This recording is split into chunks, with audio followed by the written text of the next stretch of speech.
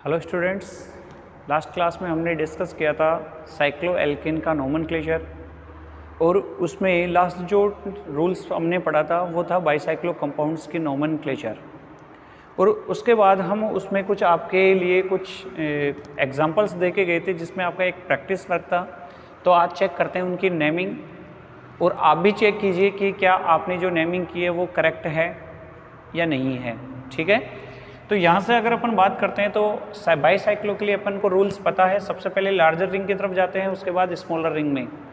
उसमें भी अगर कोई क्रियात्मक समूह है तो उसके नंबरिंग में प्रायोरिटी रखते हैं। नंबरिंग कहाँ से स्टार्ट करते हैं? बाईसाइक्लो एटम्स के पास बाईसाइक्लो एटम्स वाले कार्बन से। ओके, तो यहाँ पे ये देखिए हमारे पास बाईसाइक्लो एटम्स लगे हुए हैं। यहाँ पे इन बाईसाइक्लो एटम्स से हम स्टार्ट करेंगे और जाएंगे सबसे पहले लार्जर रिंग की तरफ। तो यहाँ से चेक करोगे 1 2 3 4 5 6 1 2 3 4 5 6 दोनों 6 कार्बन की है। दैट मीन्स नंबरिंग कहीं से किसी भी रिंग में जाओ कोई फर्क नहीं पड़ना, लेकिन यहाँ पे आपको क्रियात्मक समूह चेक करना है। यहाँ पे दो क्रियात्मक समूह लगे हुए हैं COOH और OH ग्रुप। ओके, लेकिन हमको ये पता है कि जब एक से अधिक क्रियात्मक समूह आते हैं तो हम जो प्रायोरिटी ऑर्डर होता है क्रियात्मक समूह का, जो एक सारणीबद्ध हम करके आए थे क्रियात्मक समूहों को, उस सारणी की हेल्प ली जाती है और उस बेसिस पे हमको मुख्य क्रियात्मक समूह पहचानना पड़ता है। तो उस क्रियात्मक समूह सारणी के आधार पर हम कह सकते हैं कि COOH हमारे लिए एक मुख्य क्रियात्मक समूह है। इस कंडीशन में जो OH है वो हमारे लिए प्रतिस्थापी की तरह ट्रीट करने लगेगा। तो हमें नंबरिंग में किसको प्रायोरिटी देनी है? COOH को। तो नंबरिंग यहीं से स्टार्ट करने बाईसाइक्लो से, नंबर यहीं पे पास रहेगा, नंबर 2 3 4। अब देखो फिर हमारे पास यहाँ 4 आने के बाद दो ऑप्शन है, 5 6 5 और 6 दोनों कंडीशन है। लेकिन अब ध्यान रखना, अगर इस रिंग में जाते हैं तो कोई प्रतिस्थापी नहीं मिलता, लेकिन इस रिंग में आने पर OH प्रतिस्थापी मिलता है जो नियरेस्ट पोजीशन पे है। तो नंबर 5 6, इसके बाद नंबर 7 और 8 यहाँ तक जाएगा आगे। अब आप इस कार्बन को आप नंबर नहीं दे सकते, ध्यान रखना, रिंग से बाहर आप नहीं जा सकते, इसलिए नंबर लास्ट कहाँ तक पहुँचा? 8 तक। 8 के लिए अपन कहते हैं ऑक्टेन। देखो सिंगल बॉन्ड है 2 पे। अब यहाँ पे हमने अगर आपको क्रियात्मक समूह इंडेक्स जो करवाई थी उसमें अगर आपको ध्यान हो तो हमने एक एडिशनल सफिक्स की बात की थी, अतिरिक्त अनुलग्न की बात की थी। उस अतिरिक्त अनुलग्न को उस अतिरिक्त अनुलग्न को यहाँ पे अपन यूज कर सकते हैं। COOH का जो अतिरिक्त अनुलग्न होता है वो होता है कार्बोक्सिलिक एसिड। कौन सी पोजीशन पे है? 2 पे है, तो 2 कार्बोक्सिलिक एसिड लिख सकते हैं। अब यहाँ पे बाईसाइक्लो एटम्स की संख्या लिखनी है और यहाँ पे अपन को यूज करना है बाईसाइक्लो एटम्स की बात करेंगे। एक बार पहले अपन प्रतिस्थापी का नाम भी लिख लेते हैं। प्रतिस्थापी कौन है? हाइड्रोक्सी। कौन सी पोजीशन पे? 5th पे। तो 5th हाइड्रोक्सी बाईसाइक्लो। अब देखो इस रिंग में कितने एटम्स है? बाईसाइक्लो को छोड़ के काउंट, इनको काउंट नहीं करना, उनको छोड़ना है और जो बचे हुए एटम्स है उसको काउंट करना। 1 और 2, यहाँ पे भी 2 है, यहाँ पे भी 2 है, तो 2 2 2 नेमिंग हो जाएगी 5 hydroxy bicyclo 2 2 2 octane 2 carboxylic acid, ये इसकी नेमिंग होगी। ओके, नेक्स्ट एग्जाम्पल को डिस्कस करते हैं। इसकी अगर नेमिंग की बात करते हैं तो ये ग्रुप ऐसे लगा हुआ है सिंगल बॉन्ड के साथ। अब यहाँ पे देखिए अगर हम बात करते हैं तो 1 2 3 4 5 1 2 3 4 5 दो रिंग है। नंबरिंग कहीं से भी करना, लेकिन अब देखो जैसे सपोज करो मैं यहाँ से कर रहा हूँ, यहाँ से भी कर सकते हैं, लेकिन यहाँ पे हमको पहले या तो इस रिंग की तरफ जाना है। इसके बीच में देखो कितने एटम्स है? 2। यहाँ कितने हैं? 2 और यहाँ कितना है? 1। क्रियात्मक समूह लगा हुआ है, बावजूद इसके हमको वहाँ पे लास्ट नंबर पे जाना है। क्यों? क्योंकि जो बाईसाइक्लो एटम्स है उसके बीच में जो बॉन्ड बनता है उसमें कितने एटम्स हैं उस पर डिपेंड करता है हमारी नंबरिंग। तो सबसे पहले चाहे आप इस पे जाओ चाहे इस पे जाओ, तो 2 3 4, ये नंबर 5, ये नंबर 6 और ये नंबर 7। देखो क्रियात्मक समूह होते हुए भी हमने इस कार्बन एटम को लास्ट नंबर दिया है। नंबरिंग कहाँ तक पहुंची है? 7 तक पहुंची है। 7 के लिए लिखते हैं अपन हेप्ट। सिंगल बॉन्ड है ANE, 7 पे क्रियात्मक समूह है OL, तो हेप्टेनोल हो गया, 7 हेप्टेनोल। यहाँ पे बाईसाइक्लो एटम्स की संख्या लिखेंगे और यहाँ पे लिखेंगे बाईसाइक्लो। एटम्स कितने? देखो बाईसाइक्लो एटम्स को छोड़ना है, 1 2 यहाँ, 2 यहाँ और 1 यहाँ, तो 2 2 1। चेक करोगे नेमिंग तो नेमिंग आ जाएगी बाईसाइक्लो 221 हेप्टेन 7 ओल बन जाता है। इसकी अगर अपन बात करते हैं तो इस यौगिक में आप चेक करोगे तो इसमें देखो क्रियात्मक समूह भी है, डबल बॉन्ड भी है और प्रतिस्थापी भी लगे हुए हैं। नंबरिंग ऑर्डर में हम सबसे पहले क्रियात्मक समूह की बात करते हैं, उसको वरीयता दी जाती है। उसके बाद वरीयता दी जाती है मल्टीपल बॉन्ड्स में। मल्टीपल बॉन्ड में भी अगर डबल बॉन्ड है तो उसको पहले वरीयता मिलती है, फिर ट्रिपल बॉन्ड को वरीयता मिलेगी और उसके बाद में लास्ट में सब्स्टिट्यूएंट को वरीयता मिलती है। अब बाईसाइक्लो एटम्स को अगर हम छोड़ दें, इनको छोड़ दें, अब इसके अलावा जो चेन बनी हुई है, 3 चेन बनी हुई है, उसमें number of carbon atoms check करने हैं, जिसमें सबसे ज़्यादा होंगे, ध्यान रखना श्रृंखला का अंकन उसी में पहले होगा। इनको छोड़ना है तो जहाँ के COOH लगा हुआ वहाँ 2 कार्बन है, CH3 वाले पे 2 हैं, जबकि यहाँ पे 1 2 3 4 कार्बन है। ओके, तो मतलब ये है कि हम नंबरिंग जो करेंगे वो पहले ऊपर की तरफ से करते हुए चलेंगे, लेकिन स्टार्ट कहाँ से करना है, बाईसाइक्लो एटम से स्टार्ट करना है। तो अगर मैं यहाँ से करता हूँ तो इधर नंबरिंग चलेगी, इधर से करूँ तो इधर चलेगी। अब देखो बात आती है कि अब यहाँ पे क्रियात्मक समूह तो है नहीं, तो मल्टीपल बॉन्ड आ रहा है, मल्टीपल बॉन्ड को वरीयता मिलेगी पहले। तो वरीयता किस हिसाब से, अगर मैं इधर से करता हूँ 1 2 3 पे मल्टीपल बॉन्ड आ रहा है, 1 2 3 पे मल्टीपल बॉन्ड आ रहा है, मतलब मल्टीपल बॉन्ड की पोजीशन दोनों तरफ से समान स्थितियों पर है। उस कंडीशन में हम चेक करते हैं प्रतिस्थापी की स्थिति। इधर से नंबर 2 पे आ जाएगा, इधर से ज़्यादा नंबर मिलेगी, तो नंबरिंग होगी 1 2 3 4 5 6। अब देखिए 6 के बाद यहाँ पे फिर 2 रास्ते हो गए, 7 8 9 10 या 7 8 9 10। हमको पता है कि अब यहाँ पे क्रियात्मक समूह को वरीयता देनी है, तो डेफिनेटली नंबर कहाँ 7, यहाँ 8, तो 9 पे ये प्रतिस्थापी आ जाएगा और 10 पे ये नंबरिंग आ जाएगी। तो ये बताइए कि टोटल नंबरिंग कहाँ तक पहुँच रही है, 10 तक है। 10 के लिए अपन क्या यूज करते हैं, डेक यूज करते हैं। इसके बाद यहाँ क्या लगा हुआ है, देखो रिंग में सिंगल बॉन्ड है या डबल बॉन्ड है, तीसरी पोजीशन पे डबल बॉन्ड है, तो डेक 3 इन लिखेंगे, डेक 3 इन। और साथ में 7वें नंबर पे कौन सा समूह जुड़ा हुआ है, कार्बोक्सिलिक एसिड, तो 7 कार्बोक्सिलिक एसिड। इसके बाद यहाँ पे बाईसाइक्लो एटम्स की संख्या है और यहाँ पे लिखेंगे अपन बाईसाइक्लो। अब 2 प्रतिस्थापी बचे हुए मिथाइल और क्लोरो। अल्फाबेटिकली C पहले आएगा या M? C पहले आता है। कौन सी पोजीशन पे है, 2 क्लोरो 9 मिथाइल बाईसाइक्लो। अब नंबर देखो 1 2 3 4 एटम यहाँ, 2 यहाँ 2 यहाँ, तो 4 2 2। कंप्लीट नेमिंग क्या है मॉलिक्यूल की, 2 क्लोरो 9 मिथाइल बाईसाइक्लो 4 2 2 डेक 3 इन 7 कार्बोक्सिलिक एसिड, इसकी नेमिंग होगी। तो हम यहाँ पे विभिन्न प्रकार के बाईसाइक्लो यौगिकों के लिए इनका फॉर्मेशन कर सकते हैं। एक नॉर्मल जो इनका नोमेनक्लेचर है वो हम प्रोसीड कर सकते हैं, कोई प्रॉब्लम नहीं आती इनमें। आपने चेक किया होगा, आपकी भी नेमिंग आप भी सही कर सकते हो, बशर्ते हम रूल्स फॉलो करें तो। ओके, इसके बाद हम बात करते हैं, ये इनकी नेमिंग थी। अब बात करते हैं साइक्लो एल्केन की प्रिपरेशन मेथड। तो यहाँ से हम नया टॉपिक स्टार्ट करेंगे, preparation method of cyclo alkene.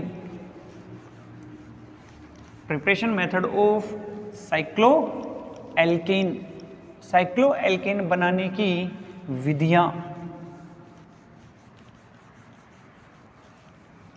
Okay, तो टॉपिक राइट कर लेते हैं, साइक्लो एल्केन बनाने की विधियां। कौन कौन से मेथड है जिनके थ्रू हम साइक्लो एल्केन का निर्माण कर सकते हैं। तो सबसे पहले अगर अपन बात करते हैं तो अल्फा ओमेगा डाई हैलाइड के थ्रू अपन इनका फॉर्मेशन कर सकते हैं। पहला मेथड है अल्फा ओमेगा डाई हैलाइडों से इसी रिएक्शंस को एक पर्टिकुलर नाम से जानी जाती है यह रिएक्शन, और नाम है फ्रूंड रिएक्शन। कौन सी रिएक्शन होती है? फ्रूंड रिएक्शन, FRUEND, फ्रूंड अभिक्रिया। फ्रूंड अभिक्रिया।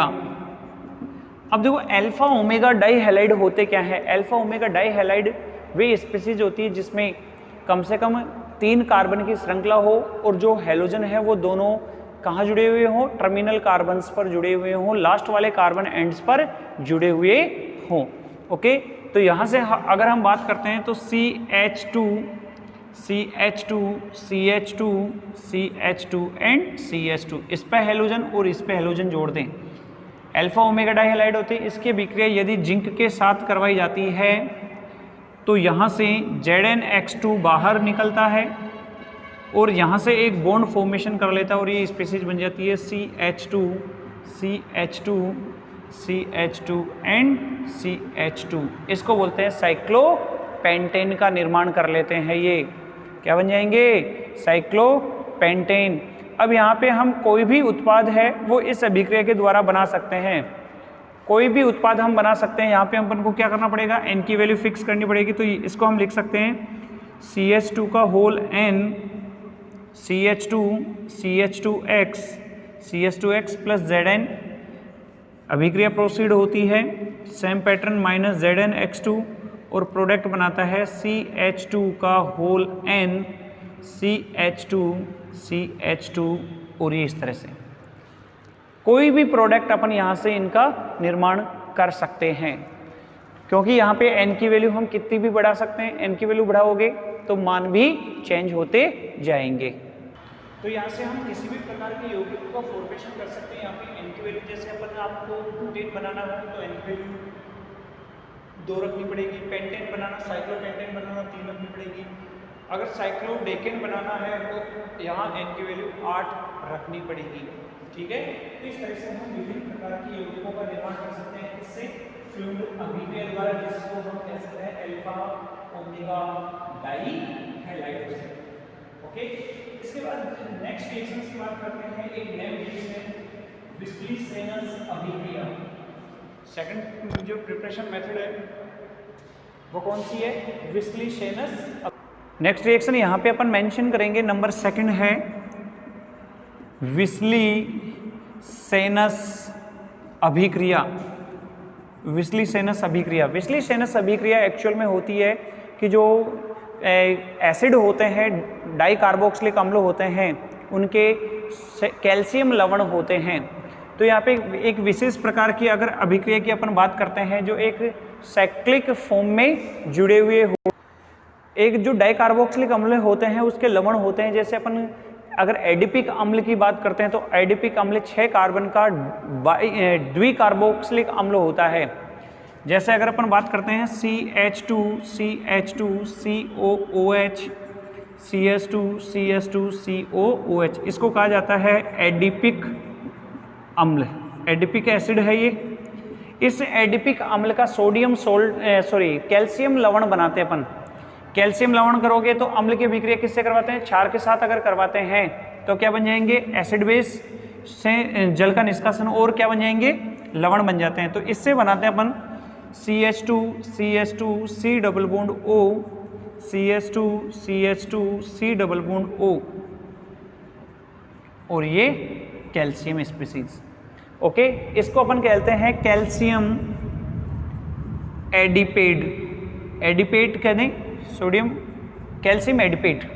एडिपिक अम्ल से इसका सॉल्ट बन जाता है। ठीक है, आगे अगर रिएक्शंस को हम प्रोसीड करवाते हैं, इसको गर्म करते हैं तो कैल्शियम कार्बोनेट का विघटन होता है -CaCO3। तो यहाँ से ये जो स्पीसीज है वो ये बाहर निकलती है, देखो CaCO3। तो ये बॉन्ड इस कार्बन के साथ अटैच होकर एक चक्रीय कीटोन का निर्माण कर लेते हैं CH2 एंड CH2। ये कीटो ग्रुप में चेंज हो जाता है, कीटो ग्रुप में चेंज हो गया। ये बोलते हैं इसको साइक्लिक कीटोन। अब साइक्लिक कीटोन, अब यहाँ पे हमको ऐसी अभिक्रिया लगानी है जो कीटो ग्रुप को CH2 में चेंज कर दे, और हम पढ़ के आते हैं क्लीमेंसन अपचयन। क्लेमेंसन अपचयन का मतलब हो गया ZnHg HCl के साथ अगर रिएक्शन प्रोसीड करवाएंगे तो ये काम क्या करता है, कीटो ग्रुप को CH2 में कन्वर्ट करने का काम करता है। तो जैसे ही हम क्लेमेंसन रिडक्शन में इसको डालेंगे ये CH2 किस में चेंज हो जाएगा, CH2 में, और प्रोडक्ट बना लेगा साइक्लोपेंटेन। क्या बना लेगा ये, साइक्लोपेंटेन। इस तरह से हम कह सकते हैं कि विस्ली-सेनस अभिक्रिया में कैल्शियम एडिपेट की अभिक्रिया या इसका गर्म किया जाता है तो कैल्शियम कार्बोनेट के निष्कासन के परिणाम स्वरूप एक चक्रीय कीटोन बनता है जिसका क्लेमेंसन अपचयन करवाने पर मुख्य उत्पाद साइक्लोपेंटेन प्राप्त होता है। तो ये इसकी सेकंड रिएक्शन थी विस्ली-सेनस अभिक्रिया।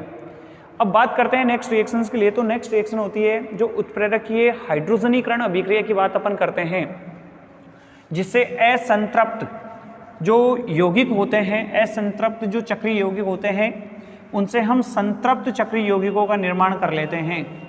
तो नंबर थर्ड रिएक्शन है उत्प्रेरकीय हाइड्रोजनीकरण अभिक्रिया। उत्प्रेरकीय हाइड्रोजनीकरण अभिक्रिया।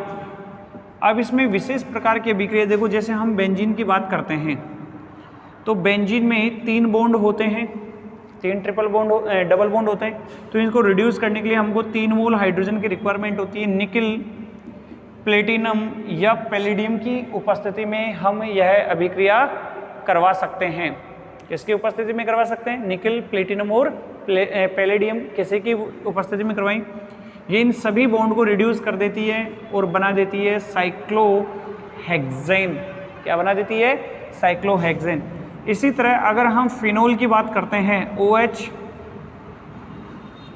+ 3H2 सेम रिएजेंट अगर दे दें निकिल, प्लेटिनम और पैलेडियम, तो ये बना देती है साइक्लोहेक्सेनोल। क्या बना देती है ये, साइक्लोहेक्सेनोल। तो इस तरह से एरोमेटिक यौगिक होते हैं, उनका उत्प्रेरकीय हाइड्रोजनीकरण करवाने पर मुख्य उत्पाद साइक्लोएल्केन प्राप्त होते हैं। ओके। अब नेक्स्ट रिएक्शंस की बात करते हैं। तो नेक्स्ट रिएक्शन होती है, एक इंपॉर्टेंट रिएक्शन है, डिकमान रिएक्शन। अभिक्रिया का नाम क्या है, डिकमान अभिक्रिया। नंबर 4th रिएक्शन है डिकमान अभिक्रिया। अगर इस अभिक्रिया की बात करते हैं तो इस अभिक्रिया में होगा क्या, अपन कह सकते हैं कि डाइकार्बोक्सिलिक अम्लों के जो एस्टर होते हैं उनकी अभिक्रिया सोडियम या सोडियम एथोक्साइड की उपस्थिति में करवाने पर ये चक्रीय कीटोन का निर्माण कर देते हैं।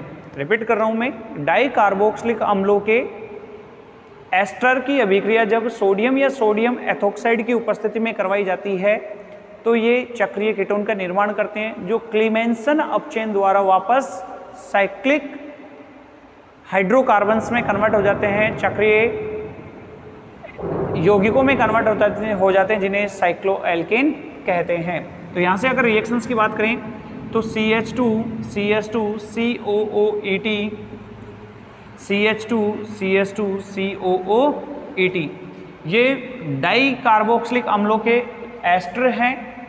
इसकी अभिक्रिया किसके साथ, या तो सोडियम या C2H5ONA के साथ अगर करवाई जाती है तो इस प्रकार की अभिक्रिया में -2 मोल ऑफ Na या C2H5ONA रिमूव होते हैं। C2H5OET या ETONA कह दें, 2 मोल ऑफ ETONA और साथ में 1 मोल CO2 का रिमूवल होता है। स्पीसीज बनाते हैं CH2 CH2 CH2 and CH2। देखो चक्रीय कीटोन बन रहे हैं यहाँ पे भी। इन चक्रीय कीटोनों का क्या करवा दिया जाता है, क्लेमेंसन अपचयन करवा दिया जाता है। ZnHg HCl के साथ रिएक्शन प्रोसीड करवाओगे, कीटो ग्रुप किस में चेंज, CH2 में, और प्रोडक्ट बना लेता है CH2 एंड CH2 बन जाते हैं साइक्लोएल्केन प्रोडक्ट। तो यहाँ से भी क्या बन रहे हैं, यहाँ से बन जाते हैं एक क्या कहेंगे, साइक्लोपेंटेन प्रोडक्ट बन जाते हैं। ओके, तो नेक्स्ट ये रिएक्शन थी डिकमान मेथड, इंपॉर्टेंट रिएक्शन थी डिकमान मेथड। जिसमें अपन डाई कार्बोक्सिलिक अम्लों के सोडियम एस्टर लेते हैं। एस्टर की अभिक्रिया सोडियम या सोडियम एथोक्साइड की उपस्थिति में संपन्न करवाते हैं। नंबर 5 रिएक्शन है डील्स एल्डर अभिक्रिया। डील्स एल्डर अभिक्रिया नंबर 5 है डील्स एल्डर अभिक्रिया।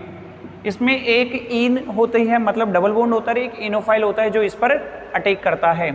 तो यहाँ पे रिएक्शन का सिंपल सा पैटर्न है,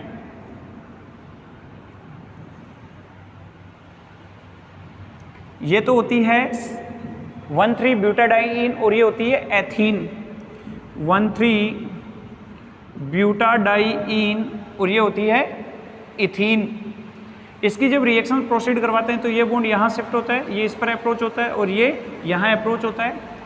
परिणाम स्वरूप ये एक साइक्लिक रिंग का फॉर्मेशन कर देते हैं और बना देते हैं साइक्लोएल्कीन। क्या बनाते हैं? साइक्लोएल्कीन।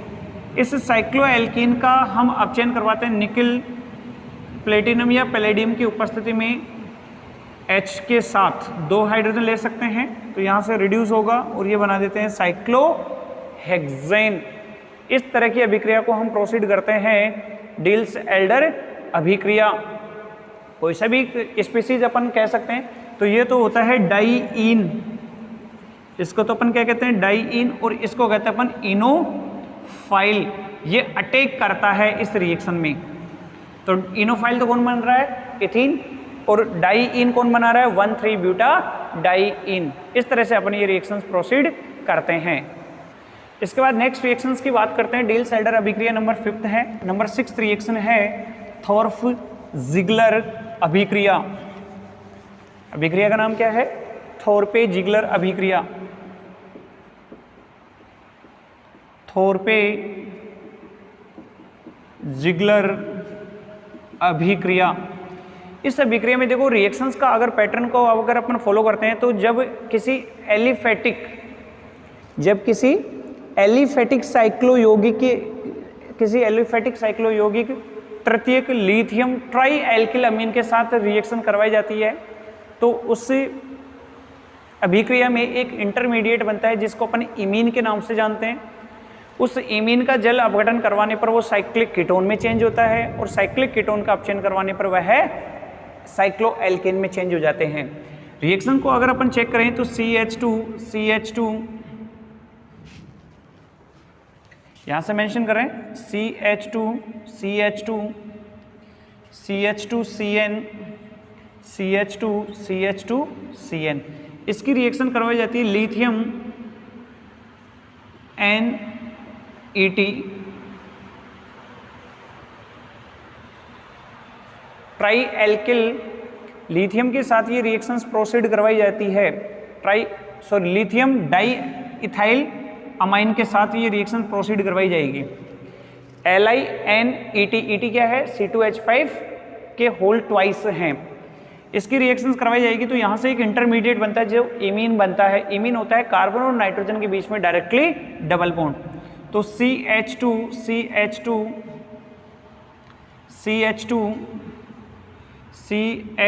And CH। तो यहाँ से जो इंटरमीडिएट बनेगा इमीन है CH2